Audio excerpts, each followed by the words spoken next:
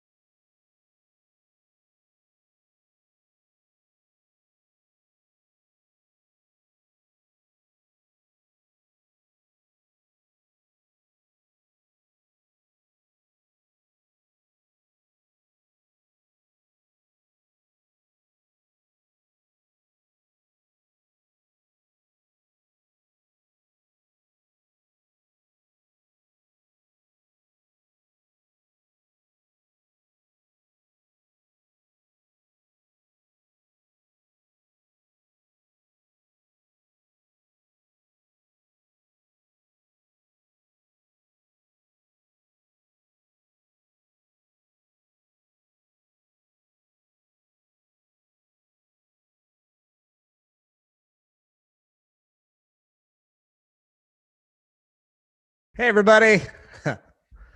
It's so good to be here tonight. I am so glad to see all your smiling faces and everything. Oh, man, Anthony, I love your backdrop. Is that like a green screen? What is that? That's crazy. That's so cool. Great to see everybody. So yeah, I can't be more excited to talk about what we're talking about tonight because it's one of my favorite subjects, which is songwriting. So we've been spending so much time like really focusing on like what's the target, how are we getting there, what types of music work in licensing, and what kinds of music do I want to make that could have like a immediate use in sync and licensing. And so we've done that homework. Hopefully you've done that homework. If you haven't done the homework yet, you got time to catch up. There's not going to be any like, there's no finish line with this. This is a process that you'll be able to like, once you do this process, you'll be able to do this over and over again for the rest of your life. But try to catch up if you haven't already done the work that Kathy and I have suggested to you so far. And will this be on the final? Hey, yeah. So I mean, it's been working so well.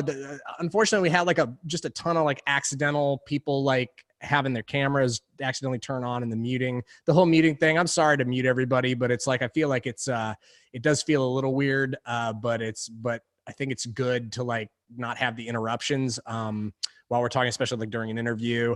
I'll probably have a little bit of time at the end of this to field a couple of questions if people have questions about what I'm talking about. I could literally talk here for 6 hours about songwriting and my experience with songwriting.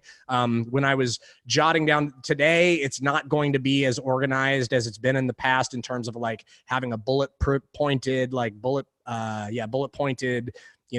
thing that I'm going through. I literally brain dumped everything that I've done in terms of songwriting for the last 25 years and condensed it down to like the most important stuff that I want to talk to you all about. And this pertains not just to writing music for sync. It just pertains to writing songs in general, writing, what I would consider like good, like marketable music. And also music that just it's like real and good. It has heart, has soul, comes from an authentic place. And I'm going to be talking for quite a while about that as well, just how important that is. But yeah, everybody, I just, before I get started though, too, I just want to say how encouraged I am and how enthusiastic it just makes me feel to see how everybody has really like grabbed onto these concepts that Kathy and I are teaching you and really run with it. And just like sharing resources, you keep checking in with the captains, you have your team meetings, you're reporting on the Facebook groups. There's a great dialogue that's going on there. People are already making some really cool sounding music. And this is just the beginning. So without further ado, I think I'd like to start just talking about songwriting in general. So as far as my experience with things, I have a bunch of stuff that I'm going to go through.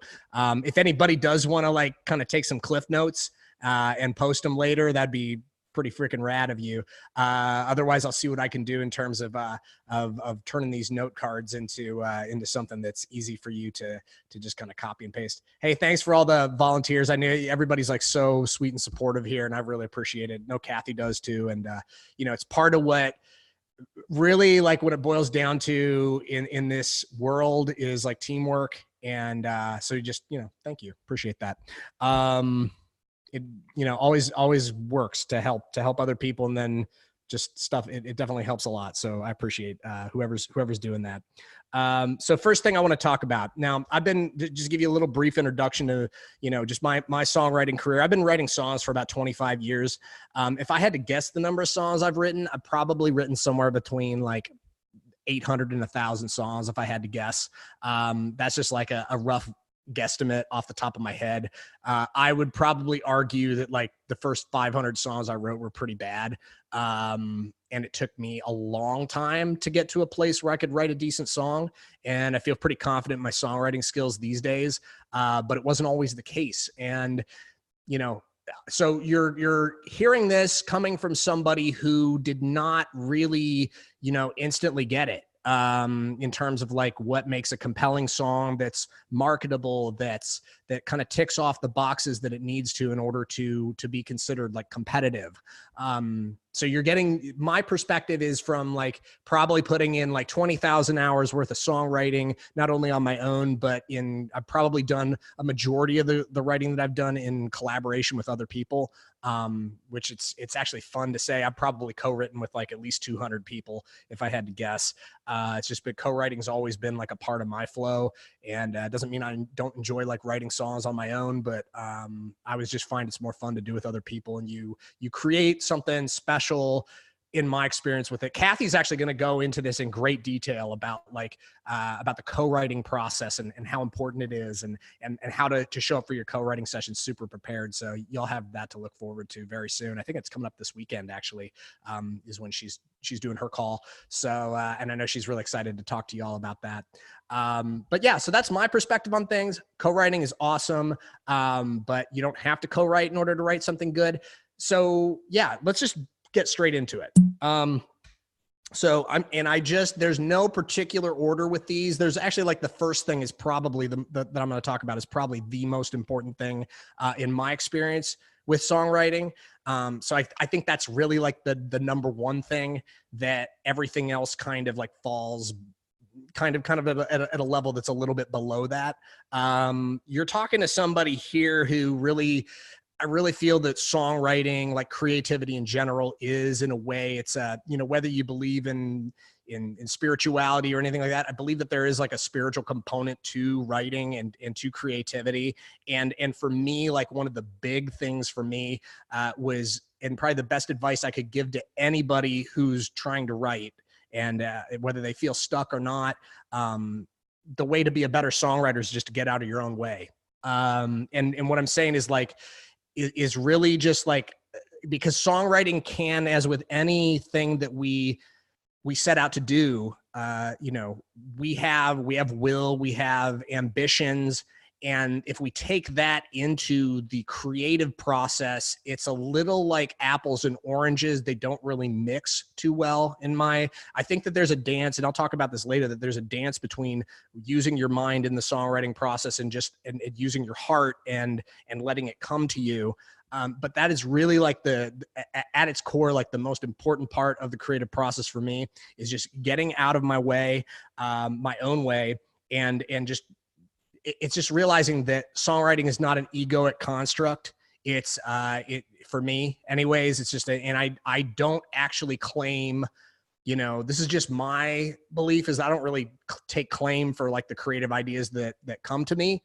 I don't really know how to write a song. Like I'm not sure I take credit for the songs that I write, because I don't know where exactly it comes from. I don't know how it works. There's something mystical and mysterious about the creative process.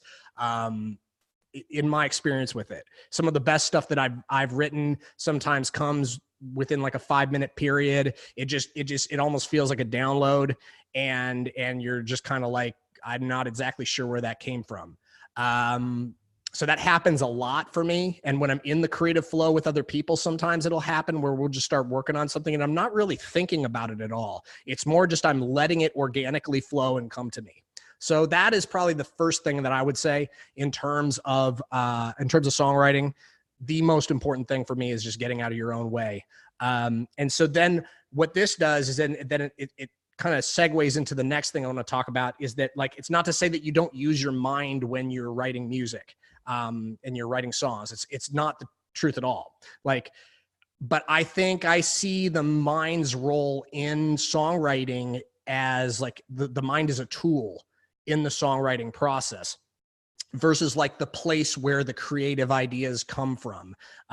In my experience with things, it's like songwriting is like a dance between this process of letting the creative ideas come to you, and then you use your mind to kind of make sense of it and to kind of structure things. The mind is really good at structuring things, at rhyming things. It's good at like looking up rhymes in Rhyme Zone or whatever, and giving you alternatives. It's good at like organizing ideas, at making sure, like, it's kind of like quality control sometimes for me anyways. My mind will, a lot of times when I'm writing, I'll be like, I'll have an idea, and then I'll let my mind kind of consider like, well, does it work in the construct of what I'm trying to do?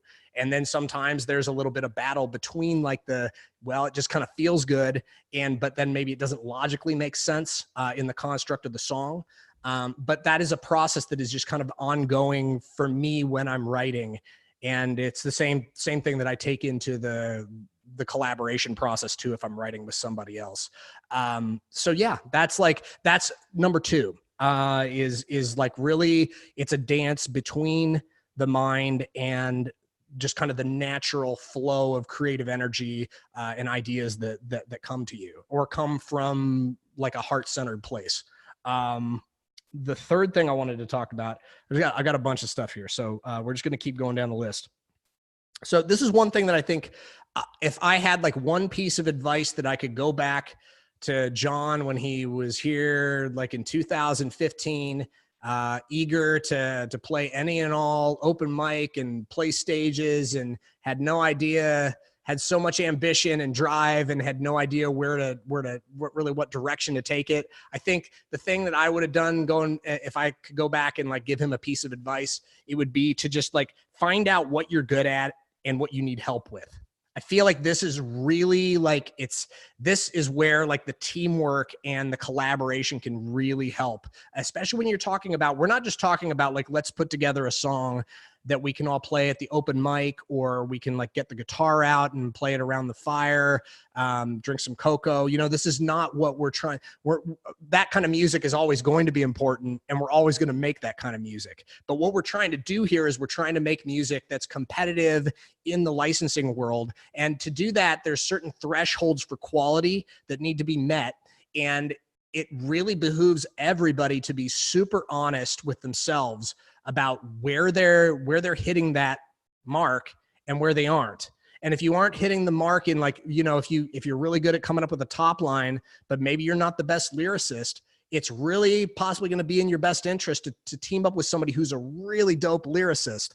And, they might not consider themselves a lyricist. They might just be a good songwriter, just in general. And this might be somebody that you could collaborate with, and you bring in your cool top line melody ideas. Then you work with them to come up with some really fresh, but relatable lyrics. And then, you know, you have a winning team there. So these are the kinds of things that can really help elevate the overall level of your productions and your songs.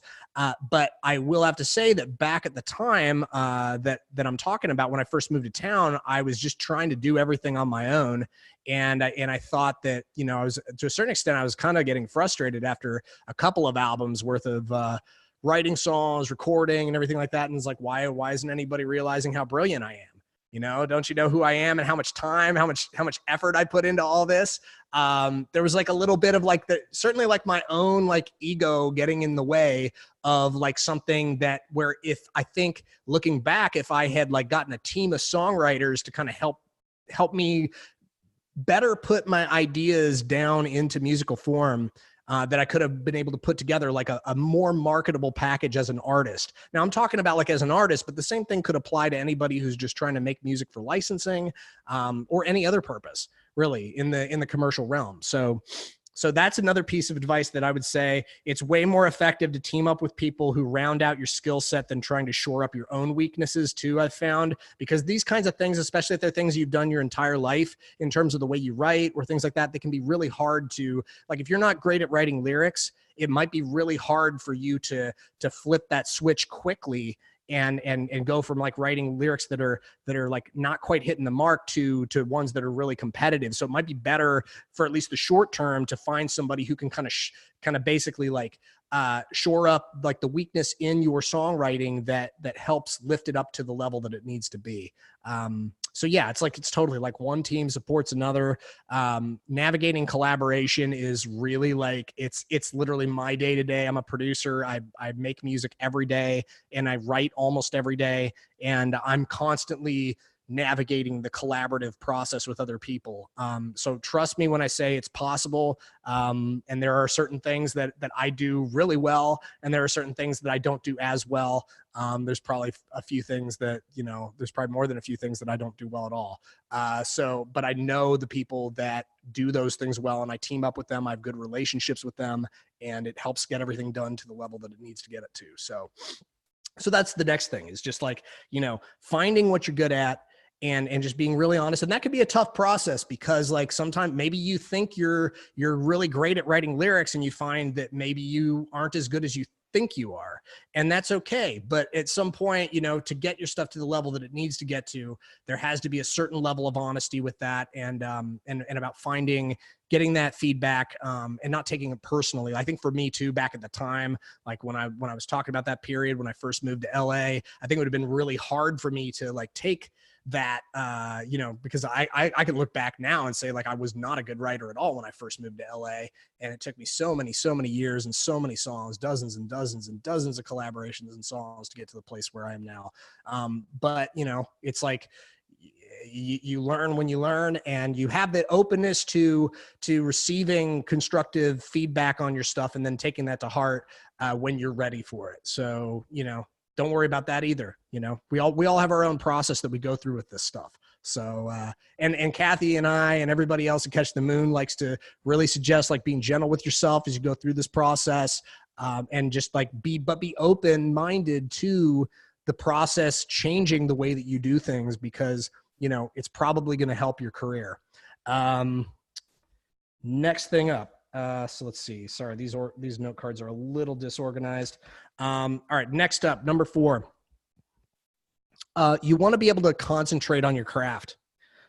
This means when you're writing, I find it's really important to not only there's a few ways when I say like it's being like able to concentrate on your craft. There's different ways that you can show up and be available to write when you write. So one way is like just being like not mentally preoccupied when you go into the creative process.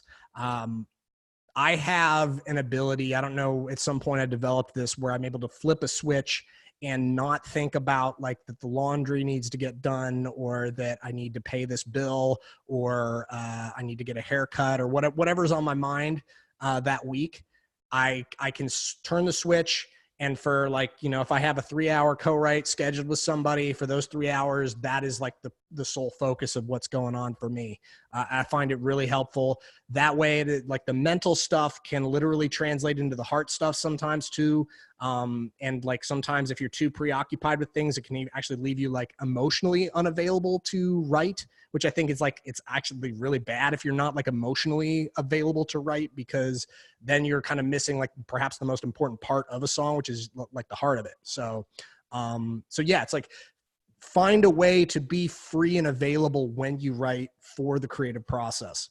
And then the other part of that is just physically being in a place where it's relatively, there's relatively few distractions. I think that's like another thing that I've just found to be very helpful when you're writing. Now, I say all this, and there's going to be days where you walk in and you're 30 minutes late to the session and you feel so bad and all that stuff. And you can take that stuff into the songwriting session too. But I think at a certain point, sometimes that stuff can actually like fuel a creative idea. And you can talk about like, oh, the feelings that you were having while you were stuck in traffic, or, you got a flat tire or whatever. And there might be a cool lyric idea that comes out of that. But I think that's like, ideally you want to be able to be available for the writing session. I find like if I'm distracted or things like that, it's just not possible for me to really put what I need to put into it. So that's the next one. The next one is 5. It's just be you. You gotta be yourself when you write. I think another thing when I first moved to LA and I was first trying to figure out, well, what do I do? Who do I got to talk to? What venue do I need to play? What kind of song do I need to write? A lot of that revolved around like me trying to figure out what would be the most marketable version of me that I could put into song form. And I think looking back, that was a youthful mistake, I think, looking back, because the more I'm myself, I'm more myself right now than I've ever been in my entire life. And my life is so much better than it ever has been. And trust me when I say the more you're actually yourself when you write, the better the more confident you're going to be in what you write, the more direct you're going to be in what you write. And I think that people the more they actually get to know you, the more they're going to like be responsive to it and they're going to receive it well. And because it's like, there's an authenticness that comes with it. When I write something, I know that this is like, there's a part of me that's going into it. But if there's like if you try to put on the mask of whoever it is your reference is or something like that, even though it's good, we want to target things and we want to make sure that the productions end up in the same ballpark. And that's not to say that's not important. I don't want to discount that in any way, but you still have to be yourself in the context of all that. Otherwise it'll probably feel pretty emotionally flat. It probably won't feel right in a way, and it probably won't feel good for you either, because you're having to show up in a way that's not authentically you. So that's my next suggestion is like, just be yourself. You don't have to be somebody else in order to do well in life. In fact, I would argue just in life in general, like the more you're yourself, the better off you're going to be. The next thing I want to talk about is just being direct. So 6 is being direct. I think one thing that I used to really struggle with was I thought one of my favorite bands growing up. I mean, I have had phases of different bands that I used to like. I used to love all the grunge stuff, and I used to like I had like a death metal phase. I had a jazz phase. I had all these different phases. But I had an REM phase for a while where I knew like every single album of theirs. I loved the melodies were like my favorites. All the harmonies in their songs were so great. And but one thing that the lead singer of that band, he would kind of mumble what he was singing, and he was really dancing around what like the topic is a lot of times. It's almost like a riddle and a mystery. I mean, it's part of what makes that band so great. But I feel like one of the things that I got out of that and some of the other bands I was listening to was like, you didn't have to be, it's like not being direct enough about what it is you're trying to say sometimes. And then I realized, like, over the course of many, many years, the more direct I am about what it is that I'm trying to say when I'm writing a song, and the more conversational and at ease I am when I'm trying to say it, it usually comes out a lot better, because it's like a direct reflection of how I feel.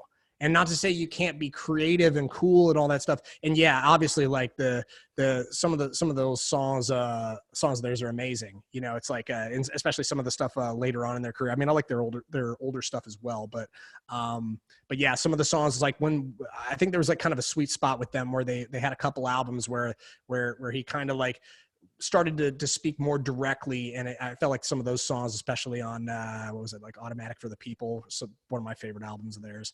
But yeah, it's like I think everybody has that turning point. I think it comes along with just being you. It also comes down to like just being direct about your emotions, about what the song is about not being afraid of what people think of like what it is that you're trying to say.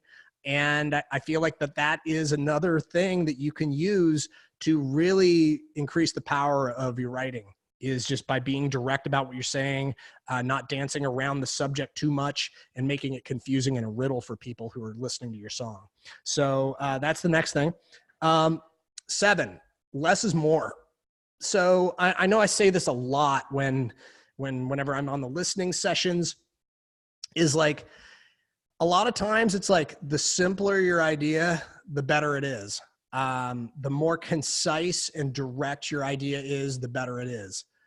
Now, that's not to say it's the case for everything. Not every song is going to have this thing. And I'll talk about this later, just like the application of all this stuff that I'm talking about. But I think in general, the simpler your concept, the simpler what it is you're trying to say, the simpler you're executing it, a lot of times the better. And especially if the focus is on the quality over the quantity, when it comes to like lyrics, when it comes to melodies, it's you know, that's just one of my things that I always fall back on. I'm always asking myself, could I do this? Could I say this in a more simple way? Could I say this in a way that's like more direct? Yeah, it's just, because I think too, it's like simpler. I didn't even write this down on as far as like a list thing to talk about, but this is a good time to talk about this because it just popped into my head is the importance of space in your songs. So I think it's like, at least I heard about this from Eckhart Tolle, is like, he's a spiritual teacher. But he talks about that, like there's the sound, but then there's all of the space around the sounds that we're hearing that contextualize everything. So if that's the case, you can kind of be mindful of the space that you have between the words. The more you're mindful of the space between the words, you can kind of get the natural flow of things. And sometimes I hear so many songs where it's tons of interesting ideas, but it's just thrown one after another and after another it's just unrelenting. And then what ends up happening is you lose kind of the breathing of the music. And it basically it's a little bit almost like it's like an assault to the ears, and then it just doesn't give the listener an ability to kind of take in what you're trying to say. So, and that's just one example of like having space. You can have space in your music in different ways as well. Instrumentally, just arrangement wise, you can have parts that are super condensed and busy and parts that are very spacious and open and just like places of full track stops. We hear this in modern production all the time. And if you don't incorporate this stuff into this mindfulness into your creation process now is a good time to do it. Cause, it's something I do every day when I'm producing, every day when I'm writing, is just having this mindfulness of like the simplicity of what I'm trying to say. Can I do it simpler? And what is the space that I can create in the track to allow people to experience something and then kind of take it in. So next thing I want to talk about is, so this is a good one, is that the music and the top line should be working in concert with each other. So this kind of goes back to what we just talked about, where there needs to be like an ebb and flow between music and top line. So top line, for anybody, I'll just go through all these definitions that I feel like anybody might not fully understand yet, or they just never even heard of it before. But a top line is basically the lyrics of a song plus the vocal melody. Those together constitute the top line of the song. So the top line needs to have a good working relationship to the music track. If that isn't what's happening, and the same thing goes with the song, you know, when you're writing the song, whatever you're writing the song on, the relationship between the instrument and the vocal, they need to work together, and they need to like together, they're better than just either one apart. What can happen sometimes is if they're not working in concert with each other, it can literally be a place where like the instrumental might be too busy for when like the vocal's also busy. Sometimes it works better to have like a simpler top line when the track gets really active and rhythmic, or vice versa. So it's like it's just one of those dynamics that you want to bring into your songwriting, have intentionality around when you're writing, just how is this vocal working with the track. So play the silence along with the notes. Absolutely. So that's the next thing I wanted to talk about. That's 8 there. What do we got now? We're almost done with 2 of the note cards, and I got 2 more to go.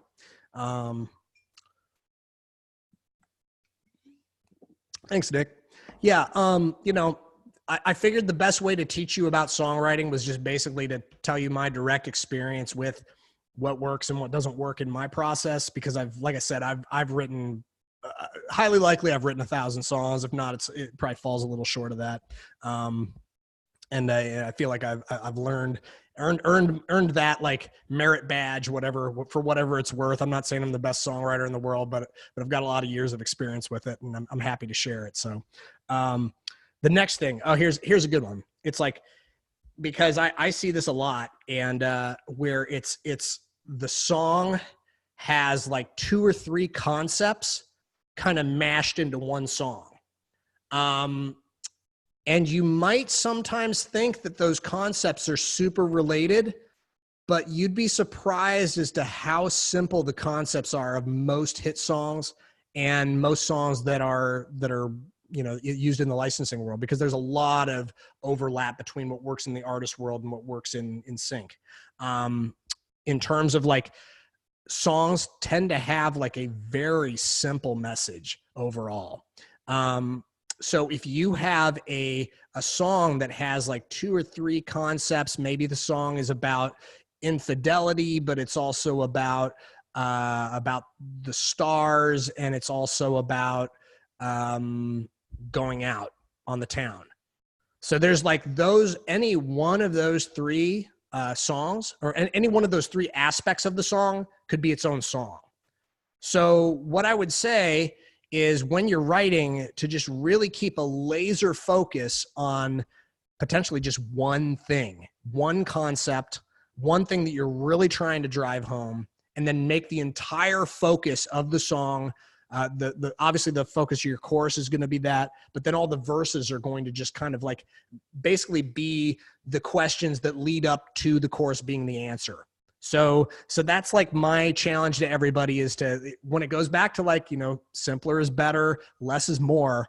Same thing goes with the overall concept of the song. Is the concept very easy to understand? Is it something you could give like a quick 10-second elevator pitch on and be able to describe it like very quickly? I would argue that most songs most highly successful songs you could probably give an elevator pitch on, and it would be very brief. So yeah, just it's something to keep in mind, because once again, I just look back at my own past when it comes to songwriting, and I used to make songs a lot more complicated than they needed to be. Not to say that that's not part of the human, it's just part of the human condition that we have complex situations that come about. But as far as like the musical landscape and what seems to be working, is it's a lot easier for people to understand a song if it has like one really, really dominant concept that you can kind of drive home. So that's my suggestion to you, is just to have a focused concept with your song. Sometimes I'll literally spend quite a bit of time figuring out, before we even start writing, sometimes like what are we trying to say with the song? Like what's the actual message that we're trying to convey? And then we figure out the best way to go about that. So, and a lot of times too, it's the brief. The brief will literally give you like what the really, you'll see in a lot of briefs, it's like really, really concrete what they're looking for, and really simple messages. So the next thing I want to talk about, 10, is all about like songwriting, production. I mean, I would argue even like live concerts. It's all about creating special moments. We're always looking to create special moments in our writing that are memorable. The things that can be most memorable about a song sometimes are literally like a percussive element, or like a sound effect. It could also be a lyrical turn. It could be some type of vocal melody. It could be like just some type of scatting thing that recurs, that people look forward to. So what we want to do when we're writing songs, we want to write these, there's hooks. Yes, there's vocal hooks, but there's also moments that are created by just like kind of the energy of the song. And like in the moment, there's like, we want to create these, scatting's like, it's like kind of musical jazz, like improv with a vocal, is what it is. Yeah, exactly. Freeform jazz vocals. So yeah, it's like, it's all about creating moments, because those moments are what people remember. It's also what music supervisors and other people who are they're basically like, what am I trying to say? The people who like basically are yes or no kind of people when it comes to like bringing your music in on a project or not. They listen to music the same way everybody else does, and they remember those moments, and they want to have those kinds of moments too when they're listening to stuff, because it's part of what makes a song so satisfying and rewarding to listen to. It's just I'm sure like everybody in the group can, if you ask what their favorite 5 songs are, I'm sure there's some moments in the like, my favorite moment in this song is when this horn comes in, or something like that. There's some moment that, and so when we're writing songs, we're looking to create those kinds of moments. So yeah, that's all I'm saying, is just like, I'll be on the lookout for ways you can create cool moments for people. The next thing is like number 11 is no throwaway lyrics, no throwaway melodies or parts of an arrangement. Every part of a song should serve a purpose or not be there. Now this might sound a little harsh, but the honest truth is that like your song is going to be so much better if you take time and attention at every level of the song to make sure that everything is like serving a purpose. And this is where a thing can happen where you're writing a song, you have a verse, it goes into like some type of B section or pre-chorus that takes it up a little bit. Then you have a chorus that brings it up a little bit more. And then it comes back down to the verse, but it doesn't really quite feel good anymore to come back down to the verse. This is where, you know, like maybe that verse isn't necessary at all. Maybe you can go from that pre-chorus to the chorus and then write something even bigger than the chorus and make that the new chorus. So we always want to be on the lookout for things like, and I'll talk about this a little more later in terms of one-upping what we're doing. But yeah, we don't want to have any dead weight on our songs. We want to have like everything, all the lyrics, no throwaway lines. It's okay to use a cliche every once in a while. I mean, I would argue that like Ingrid Michaelson's a great example. She does such a good job. She'll use these things that feel cliche, but she'll put like a little spin on it that just makes it so fresh and cool. There's probably dozens and dozens of writers that do this masterfully. And I'll also talk more about this just in terms of like bringing the familiar into your songs, but also still making it fresh. But yeah, it's just like cut the fat from your songs, no throwaway stuff. The next thing, number 12, the vibe is often more important than the substance. And this is absolutely true. Because the emotion can be conveyed sometimes through other means than just the substance of the song, if it makes sense. The vibe of the song is, it's the vocal, it's the production, it's the writing, it's the emotion that comes from all of it kind of coming together. So in film, I was a film major when I was in college, and I took a fair number of film criticism courses, which were actually really, really helpful. They were very cool. I never saw a movie quite the same way again, but like one of the terms that they kept talking to us about was mise en scène. So mise en scène, for anybody who's not familiar with like film terminology, it's like the entire picture, the constitution of the entire picture, and how it kind of works together. That's like the entire encapsulation of what's going on the screen is the mise en scène. And so what I'm talking about with vibe is kind of the overall impression that the music gives the listener. So I would say that the overall impression that the music gives the listener is more important than the actual substance that is trying to be conveyed. So, yeah, so I apologize. Sometimes it's hard for me to follow the chat stuff. I'm glad that there's like an ongoing conversation that's going on there about all this. And yeah, we can discuss this until we're blue in the face on the Facebook group too, about like just kind of how all these things that I'm talking about apply to what it is you're trying to do right now in this course. And I'm just excited to see how you all like take this into your writing, because I'm pretty sure if you take all this stuff I'm saying to heart and you kind of start to apply it, even if it's just like a thing at a time, I'm sure your songs are gonna be better. I'm certain of it. Yeah, and it's not all the time I say this stuff, but it's just like these are the things that I've found. These are like the conferences and the courses and the years and years of practical experience that I have are going into these things that I'm talking to you about. Not to say that there aren't so many gurus you can get information on how to be a good songwriter, and I'm sure there's tons of trick books and all different kinds of things, and do those things too if you want, you know. But there's some good stuff in here. I think that you're really gonna find is helpful just in general. So next up, so we got, that's number 12. All right, moving right along. All right, cool. We're getting there. So this is something that I want to talk about is if you get stuck, just keep going. You know, this is something that I feel is very important, because part of what can happen when your mind is involved in kind of the quality control of things, which I don't think is a bad thing. I think it's part of using your mind when you're writing, is like you come up with an idea and you're like, your mind's like, is it fresh? Is it cool? Does it really say what we're trying to say in this little, does it have the right number of syllables to match what we did in the first verse? You know, so use your mind for that. But what can happen sometimes is your mind can get like really picky, like super picky about something.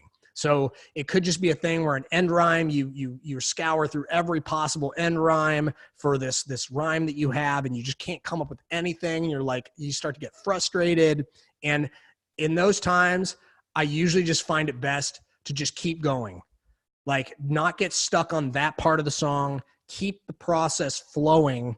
And then a lot of times what'll happen is you'll literally just like, you'll maybe go back and you'll start when you're writing the song, you'll start from the beginning. This is something I do a lot when I'm like writing. By the way, this is kind of a bonus tip.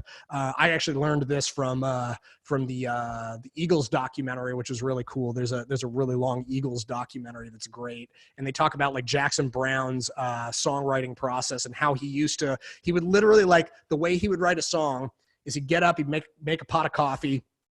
And the band members of the Eagles were like upstairs. Jackson Browne was living in like an illegal sublet underneath the stairs. And he was playing, he had like some kind of piano down there. And so he'd play a chord progression that he liked. And if he decided that would be like the intro to the song, he'd play that same intro like 20 times in a row. And then he would go and start to write a verse. So he'd write that verse. And then he would go from the very beginning of the song, he'd play the intro through the first verse like 20 more times. And so his process was always super deliberate. And you don't have to have this process, but I find it's really actually a helpful thing to go, like, if you're in the middle of something, to just go back and play the song from beginning to end, because you'll start to sing stuff a little differently. You'll get more comfortable in the pocket of the rhythm. And I find it's very helpful to do that. So yeah, it's just like, if you get stuck, keep going, because you're probably going to find whatever it is you were looking for later on in the process. Or it might be a thing like where I talked about earlier, that part of the song, you might just nuke that entire part of the song and write a different section. You might write a different chorus or verse or whatever, or your song might not even need a verse. Actually, here's another bonus for anybody who wants really good kind of ongoing like songwriting tips. Dan Wilson, he was the lead singer of Semisonic. He's a world-renowned platinum-winning producer. He's a master songwriter. He has an Instagram account. You should all go follow it like immediately. He's local here in LA. Yeah, he's amazing, but he gives all these little like nuggets. He does these like little like Instagram posts where he'll just talk into the camera and he'll give you in like 15 seconds something that is just like, it's just gold. Like I follow him. I love his posts. And if you want to become a better songwriter, I guarantee if you follow him and you kind of take in his tips as he just kind of generously dispenses them out, I think you'll really dig him. So, oh yeah, he's great. He's so good. A lot of people would never guess either that Closing Time, the big hit of Semisonics, that's actually about giving birth. Which is like a totally trippy story. You should investigate that if you're a fan of the band and the song. It's just a very, very interesting song, way deeper song than I ever thought it was. And I think anybody at the time it was released ever thought it was. So getting back to it, yeah, just keep going if you get stuck. Next thing. Oh yeah, so I hinted about this earlier, is just always try one-upping what you've already made constantly. So it's like, and you don't need to get neurotic about it, but I'm always open to the possibility that my verse isn't my verse, that my chorus isn't my chorus, that the melody that I started out with is not set in stone. I can always feel free to change it and maybe make it better. So I think what sometimes I see in amateur songwriters, and I say amateur because it's certainly something that I used to do a lot, where I would like kind of deliberately write a part and kind of set it in stone and have a very closed mind to changing it because I felt it was like really good. And, but maybe it wasn't the best it could have been. And then I just kind of worked, and then something wasn't working later. And then I was kind of unwilling to change. I was like, why isn't this stuff working? And then I've just finished the song and it wasn't very good. But I think like having this attitude about just feeling completely free to nuke any part of what's going on. You got to kind of like, there's a fine line you got to toe when you're collaborating with other people. You don't want to just constantly be dismissing other people's ideas. I wouldn't suggest that. You're not going to get you're not going to get many repeats as far as songwriting goes if you strong arm things and just like are constantly like it could be better, it could be better. But always have an open mind to it, because some of the best ideas I've ever come up with are things that are just like, what if I tweak this one thing? Maybe you can find a way to make it. It's about making those moments, about making every part of the song as special as you can make it. So just have an open mind with that. Now, that said, the first instinct is, here's the next one, 15. The first instinct is often the best one. And this is why it's important for you to always be recording when you're writing, like literally in the middle of writing. You want to always be recording with like your phone recorder or whatever, because I have had sessions where, because what you can do is you can kind of, you're one-upping yourself, and sometimes that's a good thing, but sometimes you can one-up or think you're one-upping an idea that's not good when it's actually better than the idea you come up with. So what can happen is like, you don't want to get neurotic about any of this stuff, but I've had, the only reason I say this, I've had a few times where we've written something, somebody I'm working with, and then we go in, they're like, yeah, just hop up to the mic, let's start doing this. And I sing it and it's a little differently, or the person that is the vocalist goes up and sings it and it's a little different.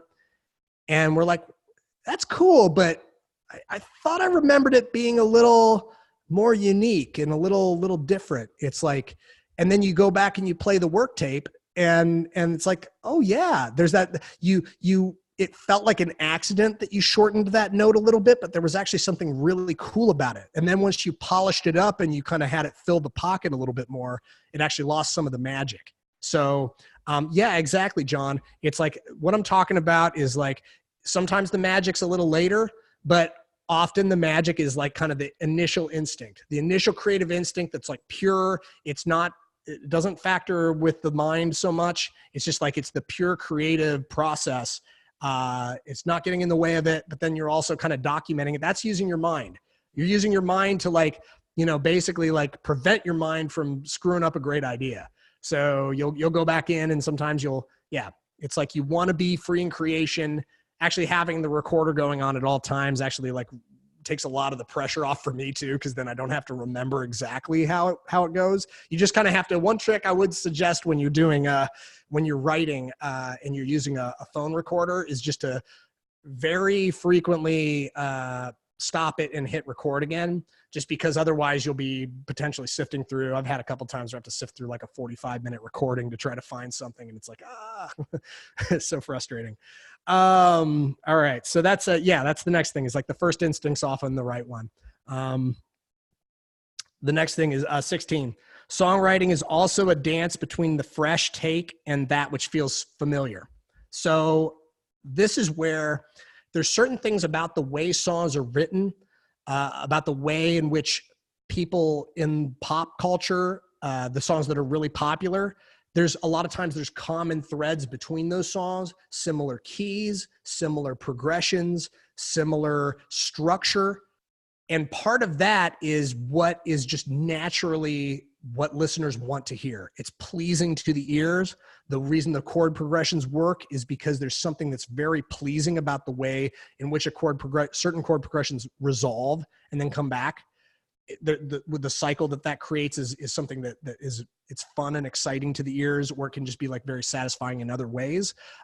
So there's certain aspects to the way in which professional writers write music that is familiar, but then at the same time, it also has to be fresh. It has to be unique. It has to have its own spin on it, or else it's just going to feel super derivative and kind of boring. So that's what the balance is. You, in a way, these things that are kind of like the things that are common in writing, the things that tend to work cross genre, these things, you can kind of think of these things as like the language of songwriting. It's the way in which because if you don't use those rules at all, it's like you're going to Spain and you're speaking Italian. It's like, it might be somewhat related, but nobody in Spain speaks Italian.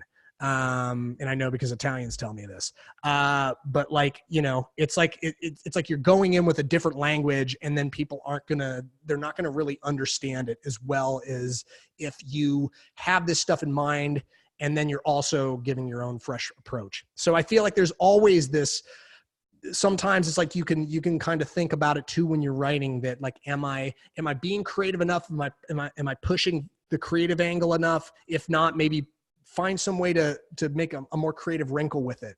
Otherwise, like, maybe you need to rein in some of the stuff that's a little more little out there. Sometimes you got to rein yourself in a little bit, or rein a songwriting partner in. I do it all the time, and they do it to me all the time. Like, it's part of the process of like the trust and the relationship you have with your co-writers to be able to have these kinds of conversations. It's part of what's fun too, because you basically become buds with people that you create stuff with all the time. And, it's one of the most rewarding parts of the entire, it's one of the most rewarding things about being a musician. And it just adds so much to your life in the quality of people that you bring into, because musicians are some of the most interesting people on the planet. I think we can all attest to that. So yeah, that's all I got to say about that is just that there's a dance between, the fresh take and the,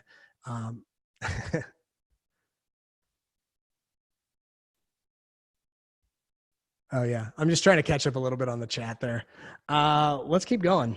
We don't have too many more to go through. So, and I do want to have a little bit of time to answer a few questions if people have some questions about stuff. Cause I mean, like I said, I could literally talk for 10 hours about songwriting. I love doing it.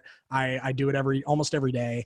And it's something I love teaching about too. So, and I love sharing my experiences with it. So, let's just keep going though. We don't have too many more to go through. So 18 is, it's going to sound funny, but it's like, stank it up. You got to like, is there a way you can make something you're doing a little weird or off? There's a buddy of mine that I do some writing with, and he kind of coins it like stank. You want to put a little, like, if there's a rhythm, you want to put something in there that's a lot of times you don't have to do this all the time. Like, as with all these are all just like suggestions. But one thing that I do look to do a lot of the times when it comes to the way I'm singing something or the way is just to find some way to make it off a little bit.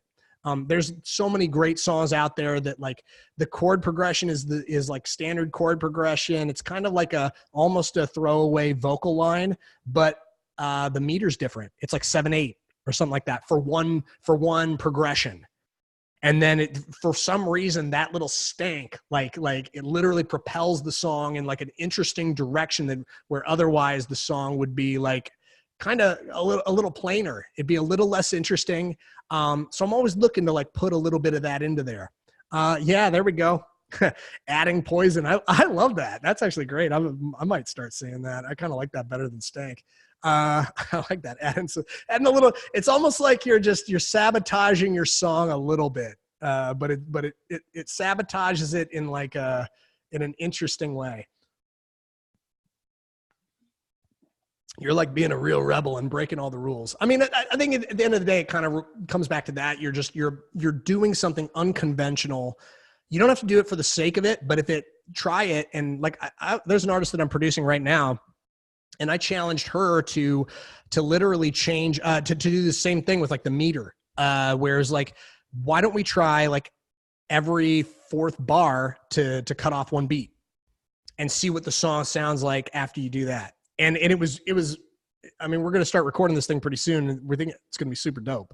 But it was like kind of like night and day in terms of that. So that's just one way in which you could do that. Sometimes it's like, there's so many ways you can kind of mess up your song a little bit and it ends up like just being really cool. So that can apply to production too. Sometimes just leaving in a mistake or intentionally or like, leaving in like the hiss of the amp or things like that. Bass face. All right. So what do we got? Next one up, 19, is yeah. So this is, the next one I want to talk about is just to to make sure, and this goes back to like expectations that listeners have when it pertains to genre. So you can do different things, but there are, no matter what genre you pick, and this is going to be really important because if you target something with your EP, which I highly suggest you do, whatever your genre is, it's going to have some rules to it. So otherwise, if you break all the rules, it's not going to, the song will not feel like it's in the genre. Not that that's the end of the world, but it's going to be really hard to market your song because it's going to be harder and harder to, it might be in a totally different genre for the most part, or it might just like, they're just like, I'm not exactly sure what this is. I mean, genre fluid stuff is like all the rage right now, but like, you know, you still want to be able to tell kind of like what the genre bending is that's going on. And usually the genre bending has like kind of a primary that you can kind of bucket that you can throw it into. It's like urban with a twist of like indie rock, or like, you know, it's like, it's usually that, not usually like a straight up hybrid. So once again, it's like, so those rules of your genre, you want to kind of identify them and keep them in mind when you're starting to write, because then you're going to be, you know, you're going to be speaking the language, which as we're all aware of. You know, if I was speaking, you know, Swahili or Japanese or some other language, I maybe some of you wouldn't understand what I'm saying, but I'd probably venture to say like most of you wouldn't. So, you know, it's like, you got to speak the language of the listener. So it's really important. And that's where it goes back to like, if you want to make music that you play around the campfire, then you don't have to worry about any of this stuff. You can feel free to create however you want. But if you're creating music for commerce, there are certain things there's a certain sandbox that it helps to play in. And it really helps to market your music when you play in the sandbox to a certain extent. So that's what I got to say on that one. All right, we got a few more. 20 is your content should be marketable, meaning it targets a specific audience. So yeah, it's a very simple concept. It's that like marketability has mostly to do with having an audience for your music. So whatever you're writing about, if you're writing in a certain genre, there's certain themes that, like, you know, in the urban world, there's tons of themes about like, you know, I'm living it big, or like I'm the best on the block, or things like that. You know, it's like there's different flavors of those themes. There's other themes as well, like I'm better than you, I'm on top of the world, like so many different things. Like I'm like rising above. But there's like every single genre is going to have the same things. Pops, there's going to be like different love themes typically. So every genre is going to have their own audience that is expecting a certain type of message typically. Not to say you can't try something new, but if you're writing a country song about like, you know, your handbags and your gold watch and all that stuff, it'd probably be an interesting song, but it's probably not going to be the subject matter that most country fans are going to be used to hearing. So it's another, not to say that you can't do it. Sometimes the juxtapositions can be really cool. In fact, like I've heard some singer-songwriter versions of rap songs that are amazing. And it's that recontextualization of things that's constantly going on right now. But I think it's something to think about, and it's something you want to be considering when, like, who's your audience? Who are you addressing with the song? If you can't answer that, the less specific you are about that, it's going to be harder to market the song, because there's certain shows definitely have demographics that they skew towards. So if that's the case, the music that goes on those shows also tends to skew towards a certain demographic, and that is undoubtable. So just something to take to heart and consider when you're writing. I think it'll make you a better writer if you do, because I do think of this. Let's see. We got just a couple more. Oh yeah. Got 3 more for you, and then I'll shut up and I'll answer a few questions. I hope you've gotten a lot out of this.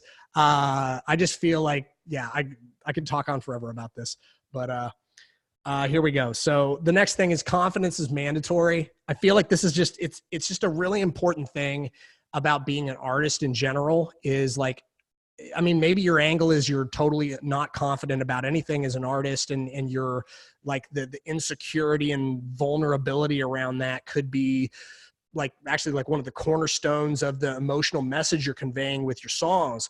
But I think even if that's the case, it has to be confidently expressed as like as the insecurity and the vulnerability, and it has to be confidently produced as well. Otherwise it's not going to have that focus. It's not going to have that like power that when you're direct, when you're confident in what you're doing. It could definitely, especially a lot of the ad music that gets made. I've had so many times where I have written a song with somebody, and actually had a couple times too, where we've gone through and fully produced the songs. And what ends up happening is if the person doesn't 100% believe the message of the song, if they're not totally confident when they're singing about how life is good and I don't care what anybody thinks, it's gonna come across in the vocal. Like it's just it breaks my heart because there are a couple of really great songs that paid pretty good money to have them produced, and the singer that I'm talking about, it just wasn't in their soul at the time to confidently express that. And it's like everything else in the track was happening and it was good, but the vocal wasn't at the level that it needed to be in terms of like the confidence. And I think that this confidence, you take it all the way back to when the song is written. It has to start with the songwriting. You got to bring that kind of like confident, especially if you're writing something that's swaggery, especially if you're writing something that's like having an emphatic, like rallying, anthemic kind of cry. You got to have that kind of confidence when you're going into creating it. So, that's what I would say. Confidence is mandatory. Two more things. This next one is also this one's like maybe this one's really, really important. I don't prioritize these too much. That first one was probably the most important, but this one is really up there for me in terms of like tips. And it's just honesty is the key to authentic creativity. I feel like honesty, the more honest you are, the more closely, excuse me, the more closely connected you're going to be to the actual emotions that you are trying to convey. And when there isn't like a wall between you, like sometimes what can happen is like, for whatever reason, maybe you feel uncomfortable singing about happy stuff. Or just one example, what can happen is maybe you're not 100% honest about like how you actually feel. And instead of like writing a song that's like, you could be writing an awesome song about, I'm not saying you gotta like, you gotta smell the roses and snap up, but maybe there's an interesting spin that your honest take on the material brings to the surface. I wouldn't recommend, for me, it was like kind of like fake it until you make it when it came to like writing positive stuff. There was a point when I moved to LA, I was writing a ton of depressing, slow singer-songwriter kind of songs. And because that's honestly, to a certain extent, that's how my life was too. Just kind of the attitude I had in life was a little bit more of like a woe is me, kind of like, this sucks kind of attitude that I kind of had towards life in general. And it kind of reflected directly in the songwriting that I was doing. Not to say there aren't great songs that do that. Elliott Smith's one of them. One of my personal favorites when I'm feeling like, really down in the dumps and I want to just kind of feel that, I think we all have those too. We have those, we want those kinds of things too. So when you're writing from that perspective, sometimes it can be a lot easier for some people to write from that kind of pained, kind of difficult perspective. But even being honest about that can be excruciatingly difficult, and it can be scary. But I'll say that it's just like being you and being confident in what you're doing, and literally just like being honest, completely honest in your creative process is going to bring the human element to it that people are really going to relate to. Because if you are just kind of like, once again, kind of dancing around things in a way, it's just one of the other ways that we can kind of dance around what it is we're actually trying to say, is just by being super honest about like what it is you're trying to say. And I know that kind of sounds generic, but it really is true in my experience with things. And it's really the key to being authentic, creative in a very like authentic and relatable way. And also a way I find too, it's like there's a certain conversational aspect to that as well. Because it's almost like, I think some of the best songs out there are songs that you're more or less just having a conversation, and it's very easy to understand. And it comes from a perspective that people can understand as well. So sometimes when I'm writing, I like to think about it. It's like, here's bonus tip, is just like, I try to think of like how I can, if what I'm trying to say is conversational or not. And this is also, by the way, we're going to go into more detail about all this stuff in terms of like lyric writing and melodies and all that stuff. We'll definitely go into more detail about that, but that's, just throwing that out your way up front, is just like keeping things conversational, because, in reality, when we're talking to our significant other or the dog or like a stranger or whatever, we're just talking the way human beings would talk, instead of like language that's like more like obtuse. It's more like I'm kind of missing the word for that. But yeah, I think y'all know what I'm saying. So last thing I got to say here, and this is like this also, it's like it goes back to the production and everything. It's like Dave Pensato is one of my favorite mix engineers, and he's just so great. But he talks about that, like, it's like, as soon as you know the rules, you got to be willing to throw them all out, And so that's why I'm saying is like, it's like all these things that I'm talking about are important and they're good to know. And then once you know them, you can feel free to disregard the ones that don't work in the situation that you don't need them to work in. Ultimately, the way I see it is, it's all about putting the song first, no matter what. So if there's a rule, you gotta end rhyme with this, and it's got to have this pattern. That's not true. Not true for all songs. I used this word. I used good in the last word, in the last line of the verse, and I can't start the chorus with good. It's not true. It all depends on the situation, and it's all going to depend on what's best for the song. And that's where like the mind and the heart, you have to navigate that, and you navigate it with collaborators who, you want to be working with people that are like at your level and are like contributing. And then the people that you're working with are like, when you have like these things come up, that you are, you have somebody that you can bounce this off of and feel like, oh, okay, yeah, that's working. Does it work? Does it not work? And then just like really make a decision based off of that. And then that has nothing to do with the rule. That has to do with like the personal relationship. It has to do with the song. And that's where like some of the magic comes, is allowing that to not get stuck up in like the mental process of like, I need to make this perfectly fit the number of like beats that as far as like syllables or this or that. I do think it's nice to like repeat. And this is like, we'll go into more tips on like, how to structure your songs, like just things that we tend to do more like nuts and bolts kind of songwriting stuff. We'll definitely go into more of this stuff as the course develops. But as far as like this goes, it's like, as soon as you know the rules, you should feel free to disregard them as you want. But you also I have to say that with a caveat that if you really don't know the rules, I really think it would be good to practice the rules a little bit before just saying, oh, well, John said I can just break rules whenever I want, and then nothing changes in your songs. So it's like, I think I would suggest really practicing the things that I'm suggesting first, and then using that as a springboard to moment in your creative process, applying them or not applying them intelligently with both your mind and your heart. So that's all I got to say about that. So it's a lot, and I apologize to whoever was taking the notes. I know it's a lot of stuff, but thank you so much, whoever's taking the notes. And yeah, I got time here to maybe answer questions for 10 minutes. If anybody's got any questions, what's going to be on the final? No final. Come on, man.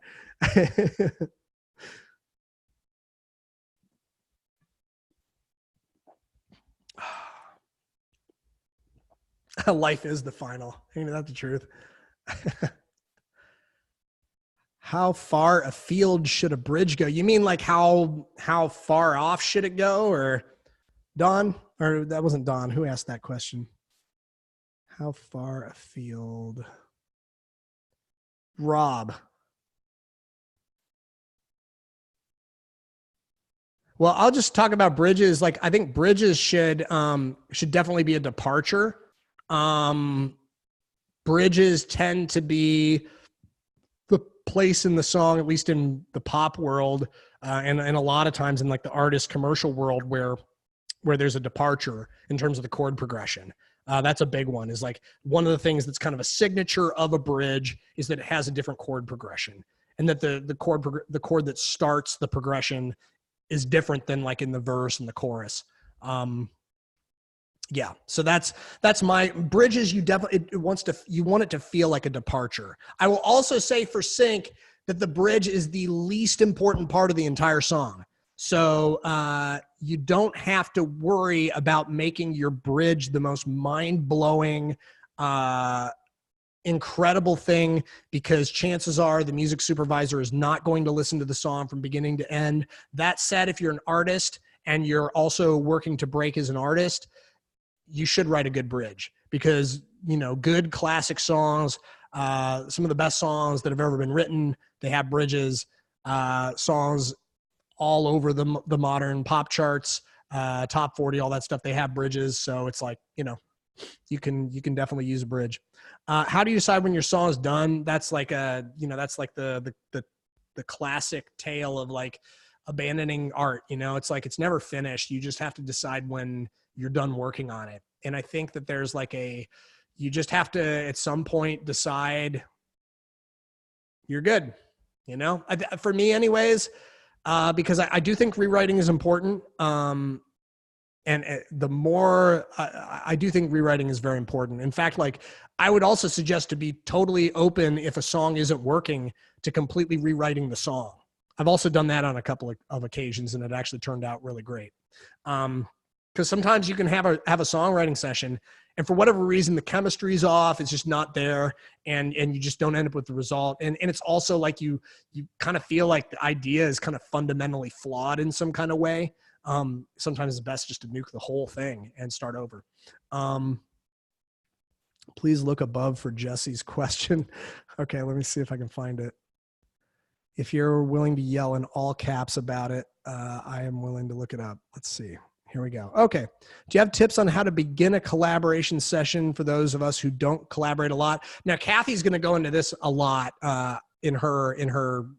She told me she's going to go into this quite a bit about like co-writing and like what you want to do to be prepared for a co-write with her experience with all this. I'll say just like my brief take on like, you know, beginning a collaboration with somebody who, if you don't collaborate a lot, period, you just got to start doing it because you're going to learn so much from just the process of it.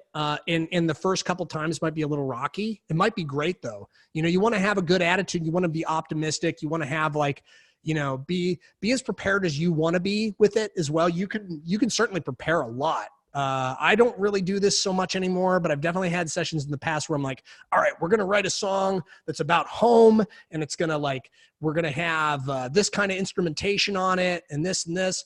And then, but nowadays I don't typically tend to do that, and it goes great. Sometimes I've done in the past.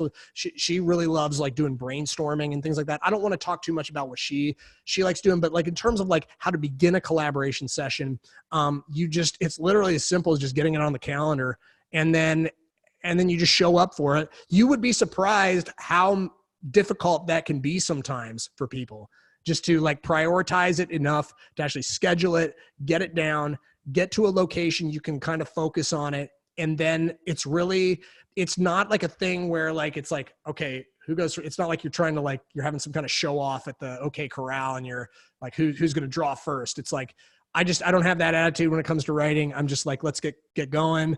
And then the personal dynamics can kind of play into it sometimes. Some people are a little more assertive than other people. And that's like something that plays itself out, you know? People who tend to be more assertive, they might work better with somebody who's super creative, but a little less like assertive. That might be a good dynamic. You might also have situations where you have two people that are like super assertive and creative, and they kind of butt heads sometimes. And then you might have some people that are kind of like more on the submissive side, and it's harder for them to kind of make concrete decisions. And so there's all different kinds of dynamics that you're going to encounter. And it's okay. You know, I have like great working relationships with dozens of songwriters, as far as like collaborating goes, and no two of those situations are the same. It's part of the fun of it. Like, you get to know so many people. I would not put all your eggs in one basket in terms of like getting prepared for a songwriting session and saying like, this is going to be it. It's going to be the best thing ever. It might be, you know, but you also want to, like, you know, I would suggest if you're new to songwriting that you try songwriting with a few different people and see who are the people that you do the best work with. And, you know, I think it would behoove you a lot if you haven't done it before. And then just have an open mind with it, you know, be easygoing, have a clear understanding going in. I think this is a really important thing to do no matter who you're writing with. Is just, at least for me, like one of the rules is if I'm going to write with you, it's going to be a split, a direct split, no matter what. I've had plenty of times where, I mean, I've even had a couple times where I pretty much wrote the entire song, but I split it halfway down the middle because the song would have never happened without the other person being there and without the other person showing up and me showing up and having the intentionality around it. So I think that's really important too. And then I'll just, cause I know Kathy's going to talk about this a lot, about just collaboration and that whole process too. So I'm so excited for everybody who hasn't done a lot of co-writing, because you're going to learn so much about it. Oh yeah, John, my pleasure. For anybody who couldn't stick around for the whole thing, I'm so grateful that you turned up tonight and are doing this for your career. It's so great. You know, we have such good attendance on these calls. It's just amazing. It's a testament to how seriously you all are taking this. And I think it's great. I think it's going to really reflect in the quality of your work. I can't seem to find anyone I can sync with in collaborations ever. We don't gel. Yeah, this can happen. You know, Richard, it's like, it can be difficult sometimes. I think if that's like what happens every single time is, you know, maybe in the future, I think this can be the case. Like the only thing I would maybe look out for is if it's like every single collaboration, if you collaborated with like 12 different people and you don't work well with any of them, there might be a little something on your side in terms of the way you're approaching the collaborations that you could look at in terms of like, I'm not sure. Cause it's like, I don't know what your situation is, but like, I do know that it's possible for people to collaborate. I do it all the time. It's, and I have all different levels of collaboration that I do with people as well. So, it might be possible for you to adapt what you're doing a little bit and maybe approach it from there and you might have a different result. I'd just say like have an open mind. Just because you don't succeed at something too, this is something that's very important to remember. So many people in American history where they failed and failed and failed and failed and failed and failed and failed and failed and failed and failed and failed and failed and failed before they succeeded at anything. So you really gotta like keep that in mind too. You know, the stars might not have aligned yet. And maybe you're just, for whatever reason, it's not in the cards for you up until this point, but does that mean you necessarily have to give up? No. But it's your choice. Ultimately, I would suggest giving it a try. Let's see. Can you skip writing the bridge if you're writing? Yeah, you can skip for writing the bridge. You know, it really depends. Like for TV shows, sometimes the TV shows like to release soundtracks for the songs or for the episodes and things like that. And in those cases, sometimes they're looking for full songs.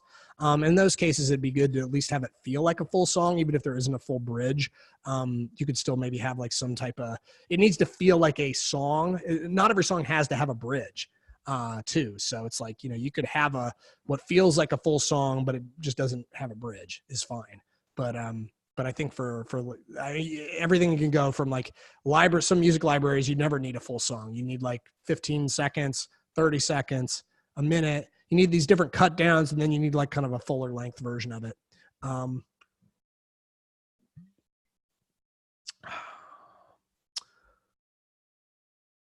I see. You're asking Ben. Let's see. Is there one more question? Anybody else got a question?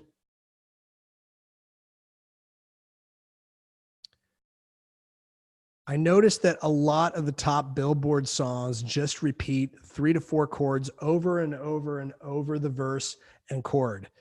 Yeah, absolutely. And this is the thing that was like, really, this is going back to like simpler is better. You know, I think that this is simpler is better. And, I think it's just, it just goes to say that like the reason why they go to those 3 or 4 chords over and over again, even on the verse, the chorus and the B section, the pre-chorus, it's because it's like effective. But it doesn't mean these songs aren't great and they aren't dynamic and they aren't cool. So it's like, I think that those are the things that like, it's just really great to like, to just absolutely, you know, chord, just because it's something simple doesn't mean that it's, you know, going to be less effective at all. Yeah. So Zoom is Zoom's great for co-writing. I mean, I co-write over FaceTime, Facebook Messenger. I think the key for me is like something, whatever works latency wise, the best on your system is probably the best. And there's just a little bit more like, just because you don't get the exact real-time interaction. I mean, it's hard to harmonize with somebody if they're singing something, but it's just like, there's a little bit of a, like, you gotta like, you have the floor and then they have the floor. So I think that that's really the main things with it. And then, but sometimes it can work great, you know. I do quite a bit of, actually, like somebody I've been collaborating with quite a bit. We exclusively collaborate via camera, because it's just that, you know, they live halfway across the country. So for your homework for this week, I saw something about the homework this week. So what I want you to do for this week is I want you to go through, obviously, if you've attended the call, this is great. You've taken down all these things. What I want you to do, the first thing in your assignment is I want you to, after taking in all this stuff that I've talked about the songwriting process, I want you to think long and hard about like how these things apply to you. And then I want you to write your reflections on these things and how they apply to your songwriting experience. And I want you to basically like reflect upon that. Like, what are the things you might potentially like to work on in your next collaboration is another thing that I want people to write and comment about. So what of these things, so what are your general reflections of everything that I said? Then secondly, what are some things that you are intending to apply to your own writing in the songwriting sessions that you're about to and start engaging in? If you haven't already done that yet, now's a good time to start formally. Now you have your target is to start like doing some songwriting. And then the other assignment is I want you to get down on the calendar sometime. It would be ideal to get at least one songwriting appointment in. It doesn't matter if it's in person or online. Get it in sometime this week. So get it in sometime this week before Kathy's call. And because I think what's going to happen is you're going to learn something from that. And then she's going to give you her take on all this. And I think it's really going to help. But like, yeah, so I want everybody to schedule and do your first co-writing session. And when I'm saying your first co-writing session, it's a co-writing session that is targeting the EP that you are intending to create. So you're intentionally starting to create content for your EP that you've done the research for. So that's the assignment. You don't have to share a work tape if you don't want to. If you want to share your work tape with the group, that's great. And I'm sure everybody would love to hear it. I'm not sure how much I'll be able to like give individual feedback on everybody's work tape just because of the volume of people that are starting to work on stuff. But I've been talking to the team about it, and we're gonna see if we can figure out some time to do a like kind of a work tape workshop of some kind where all we do is listen to work tapes for maybe do a bonus listening session where we just listen to a bunch of work tapes and give feedback. But I'm not 100% sure that's going to happen, but I'm fighting for that because I think it'd possibly be a good thing to do. We're just going to figure out like scheduling wise when we can make that happen. But yeah. So collaborative songwriting this week. Any advice for the laggers? I think that you should do the homework in the order in which we suggest it. simply because I think if you jump into the songwriting without doing the work that we suggest beforehand, it's going to be a little like putting the cart before the horse. And as far as timeline goes, you still have time to catch up, because in this 6 months, we're only asking that people do 4 songs. So you've got like this next month, we're going to be talking a lot about songwriting. So you have plenty of time to catch up. You have plenty of time to write. But I would really suggest like, cranking down and getting the homework done and getting caught up. That would be my suggestion. You're welcome to jump in, but I think that you might miss the mark a little bit, because it's really important to kind of get in your mind what it is that you're trying to set out to do before you start doing that. No, Don, you don't have to find people that are interested in doing the same type of EP. But I would actually, and this is the first time I definitely would say this, because I think it's worth saying that if people want to co-produce, co-write EPs, and every person in this class doesn't have to have their own EP. You could literally have 5 people who decide they want to work together as a team and write 4 songs and pool resources together to produce those 4 songs. It might actually be a lot easier for some people to instead of like shouldering the production part of that, like all on their own, finding a producer, negotiating with them, all that stuff. It can actually, like, the more people you get involved with songwriting, sometimes the easier the production process can go. But I think that, like, ultimately, if you're going to have a songwriting team, that team needs to be down with like what the overall approach is. Yeah, they need to be down with the overall approach. And I would suggest that anybody who's on part of the team that I'm on is like, let's put the song first.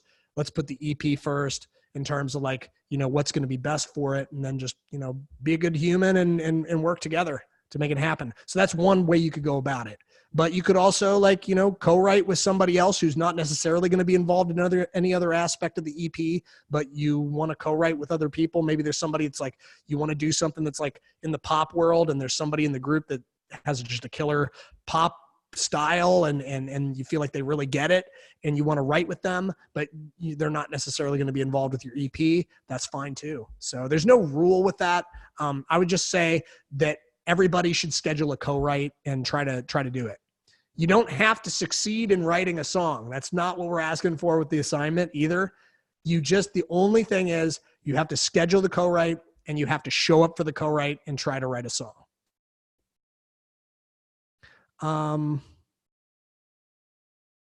Hey, Gina, I think that as far as like the number of people you should collaborate with, I think it's really entirely up to you. I routinely co-write with groups of 3, sometimes 4. I'm sure there'll be times when I'm writing with much larger groups. And also I do a ton of co-writing with just one other person. So, yeah, I would say like I think it probably is more important to the number is probably more important depending upon like, what it is you're trying to do. So if you're all trying to do the same thing, then it doesn't really matter if there's like 3 of you that want to do a similar thing. It might work really well for you to all write together, versus just if there's just one other person that really you feel like you could work with on a certain type of song. Yeah.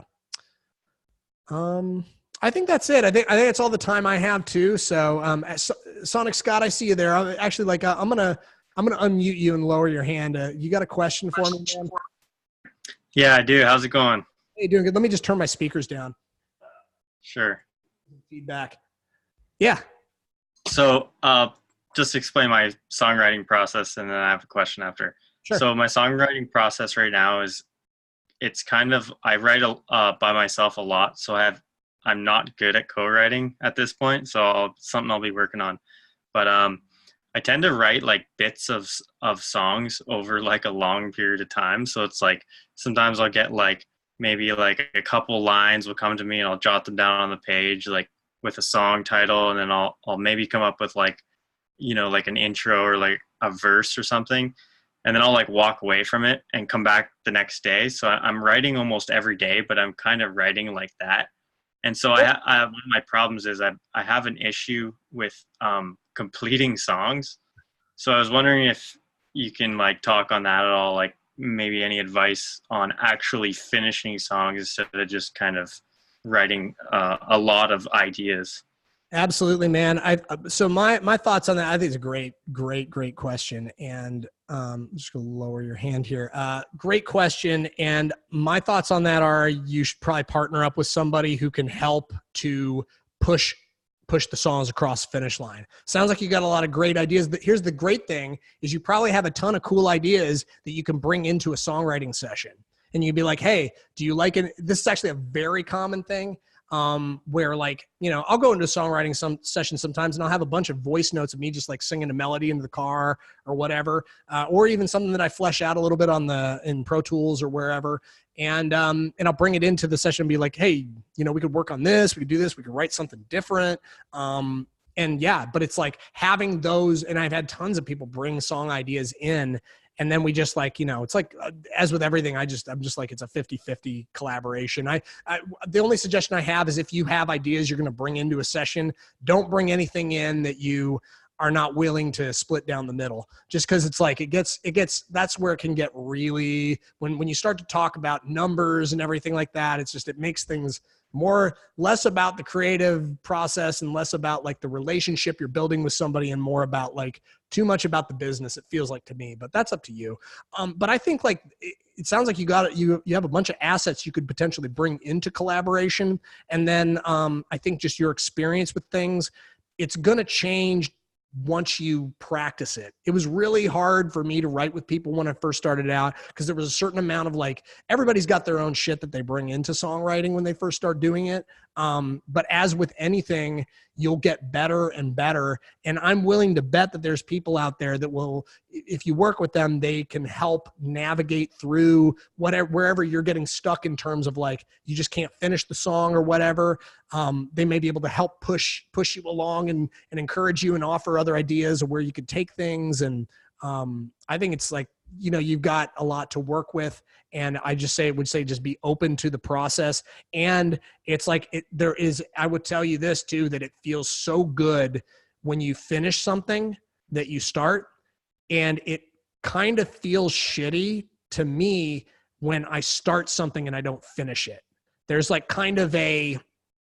it's kind of like a limbo. It's kind of like because I have like a column of songs of mine in Trello that have just been kind of sitting around for like 2 or 3 years, and they're good songs. I want to record them someday, but they just kind of like sit there and they kind of gnaw at me in a way. And I think like the more of that stuff you can kind of push off your plate, the better. And the more of those things that you can finish, I feel like there's a spiritual process in that too. And that like there's a creation process. And when you don't complete the process, that's where things can kind of get stuck, and it might actually kind of stunt your creativity too. I'm not sure, but I know for a fact for myself, when I get stuck on like a creative thing and I can't finish it, that's like psychic energy that it's kind of in a way, it's not like in front of my face, but it's like in a way I'm kind of carrying it around with me. So that's just my thoughts on the matter. You know, I think you should try to like write with some people, bring them in as songwriting ideas and see if it goes somewhere. And if not, like you could always like start something new. And, you know, maybe your new process would be like, you know, you just co-write with other people and you'll get more done. Or it could be, who knows? I think that's my thoughts on it, man. Yeah. So that's all the time. It's all the time I got for today. Unfortunately, like I said, I could talk about this all night, and we will continue to talk about this for the next 6 months or so, a little less than that now. But we're going to be talking about this constantly, especially now that songwriting is like the primary focus of where we're at. We understand some people are a little bit behind with things. I encourage you, please. Just get through the assignments. They won't kill you, I promise. And you'll end up a better songwriter. As a result, you will bring some insights into the songwriting process that you didn't have before. And yeah, you know, as I'm seeing with like all the things that people are posting in the group, it's really cool to see the growth and to see the reflections and the aha moments. What Kathy and I want you all to have are just so many aha moments throughout this 6 months. And I promise you, if you take these assignments that we give to heart and you listen to what we're saying and you do your best to apply them, I guarantee you, you're going to have so many aha moments. It's going to blow your mind, and your songwriting is going to be much better. So, and I can't wait to hear all the great ideas you're coming up with. So, with that said, I think that's all I got for tonight. Thank you so much for your attention, and yeah, have a great, fantastic rest of your week. I'll be seeing most of you, I'm sure, tomorrow on the office hours call and the listening session. So, and yeah, if you didn't have your question answered here, you can bring it tomorrow and we can talk about it there too. So, all right, good night, everybody.